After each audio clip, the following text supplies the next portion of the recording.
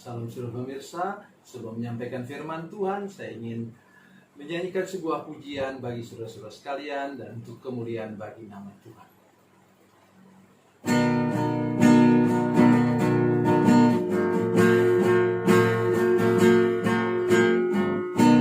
Setiap saat ku berlindung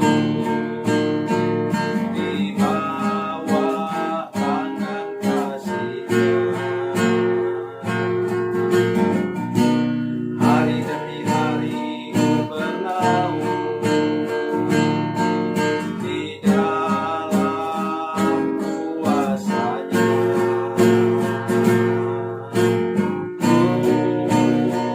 Berharap padanya, berharap padanya, berharap padanya, padanya.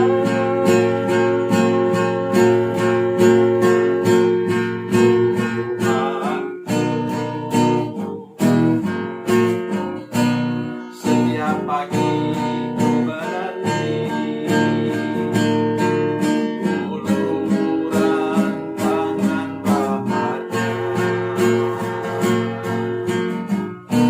Yesus Kristus Tuhan yang mulia memberikan berkat-Nya.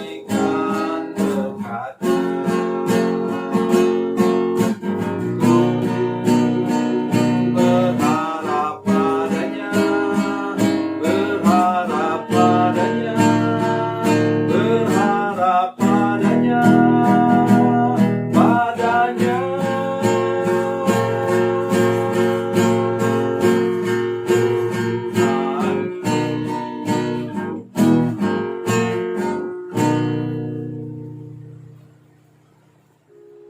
Salam saudara pemirsa, selamat berjumpa kembali dengan kami dalam program Berita Pengharapan.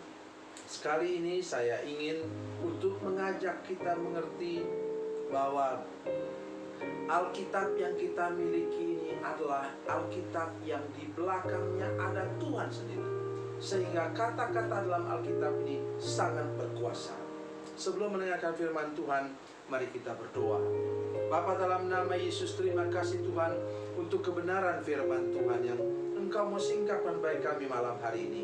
Kami sungguh berdoa, Roh Kudus menolong setiap pemirsa, setiap jemaat yang menyaksikan program ini, sehingga kami mengerti benar bagaimana mendayagunakan kebenaran firman Tuhan yang Engkau mau berikan kepada kami. Terima kasih Tuhan, terpujilah nama-Mu dalam nama Yesus. Haleluya. Amin. Mari kita bersama-sama membaca firman Tuhan dari Perjanjian Baru. Perjanjian Baru, Surat Roma pasal 1 ayatnya ke-17. 1 ayat 17. Roma 1 ayat 17. Demikian kata firman Tuhan. Sebab di dalamnya nyata kebenaran Allah yang bertolak dari iman dan memimpin kepada iman, seperti ada tertulis, orang benar akan hidup oleh iman. Amin. Iman kepada apa? Ayat di atas, ayat 16 mengatakan iman kepada Injil, iman kepada Alkitab. Injil artinya kabar baik. Jadi Alkitab kita ini disebut kabar baik, berita sukacita, dan kabar kemenangan. Jadi saudara-saudara sekalian, jangan pernah mengabaikan setiap kata dan kalimat dari Alkitab ini. Saya selalu mengatakan begini, satu kata Yesus membuat kaki Petrus bisa mengalahkan hukum Allah. Apa kata Yesus? Petrus mengatakan, kalau benar itu Tuhan, maka buatlah saya bisa berjalan di atas air seperti Tuhan sendiri. Dan Yesus bilang apa? Satu kata aja, datanglah. Dan kemudian kaki Petrus berubah menjadi seperti kaki Yesus. Jangan saudara, kadang-kadang kita terlalu berpikiran negatif. Apa itu? Nah, buktinya dia tenggelam kan? Buktikanlah tenggelam. sudah tidak pernah bisa diberkati.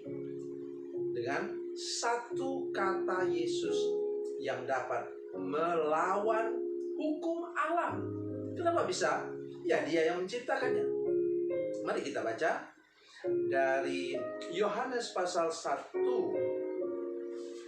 Injil Yohanes pasal 1 ayat 3. Segala sesuatu dijadikan oleh Dia, oleh firman Allah. Segala sesuatu dijadikan oleh Dia, dan tanpa Dia tidak ada suatu pun yang telah jadi dari segala yang telah dijadikan. Jadi karena itu Dia berkuasa. Ya, bukan hanya berkuasa meneduhkan badai, tapi Dia berkuasa juga mengubah kaki kita, mampu berjalan di atas masalah, di atas persoalan yang memang alamiah. Itu maksudnya, saudara sekalian.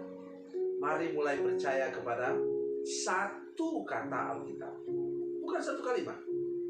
Oke, yang kedua, dua kata Yesus meneduhkan badai dan gelombang, dan itu badai besar waktu itu menghantam para murid.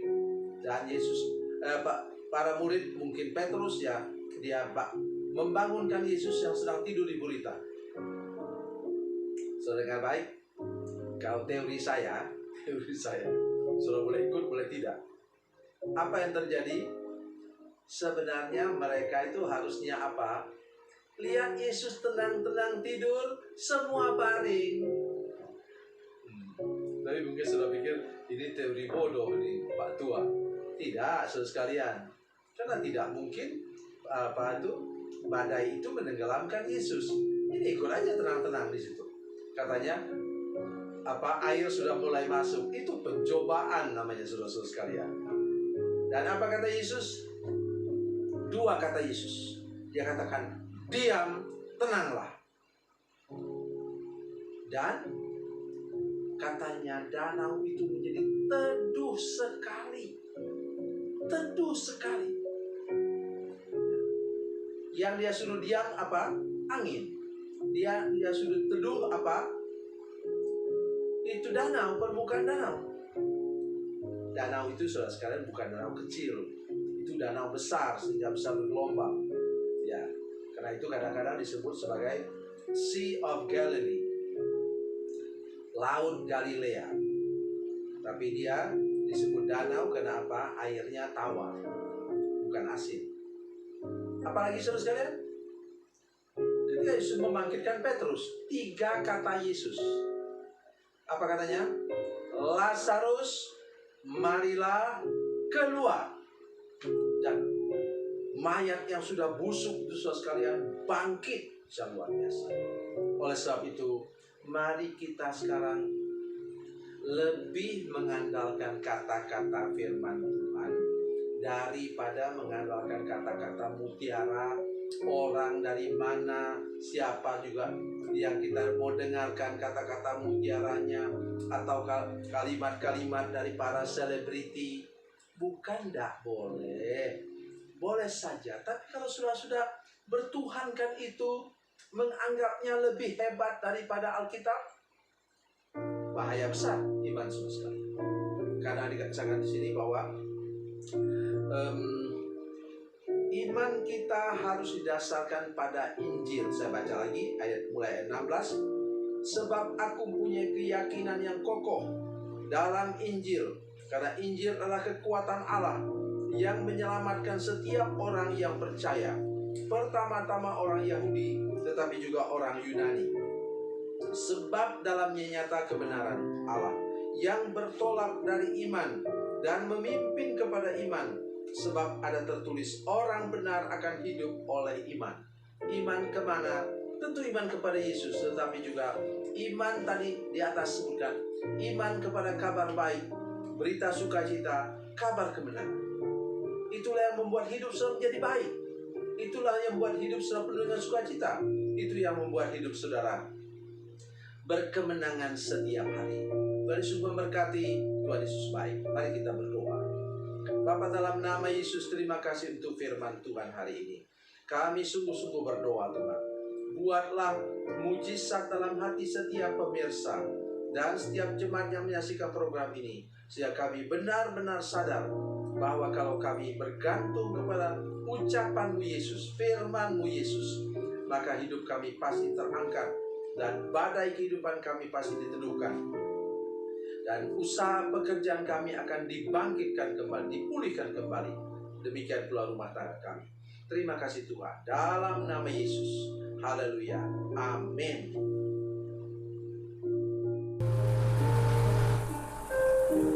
Bila Anda memerlukan dukungan doa kami, atau bila Anda punya masalah yang ingin didoakan, silakan menghubungi